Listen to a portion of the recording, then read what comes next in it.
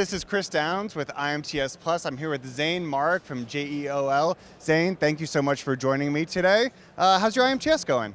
It's great. This is our first year at the conference.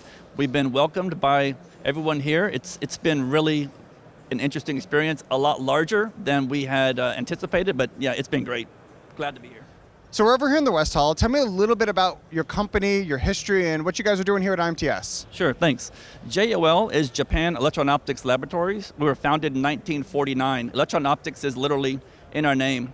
So we have leveraged that electron-optics technology in our new 3D printer. So tell me a little bit about that. What kind of new technology do you guys have going on here at the show today?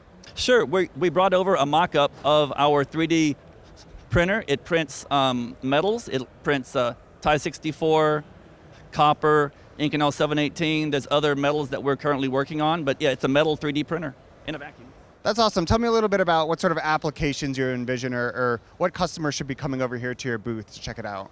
Sure, so the central focus was aerospace. We're shifting that also into medical and energy. We're also trying to help out the guys with replacement dies and castings. Very cool. And what makes your company a little bit different from everybody else out there? We've got a large additive pavilion here. What makes you guys special? Sure, with the electron beam system, electron beam powder bed fusion, we're able to get high power.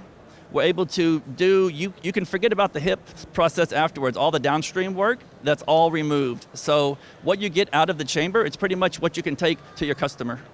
Awesome, Zane. Thanks so much for talking with me. If you want to learn more, come over to the West Belgium JEOL. Talk with Zane here. This is Chris Downs for IMTS Plus, signing off.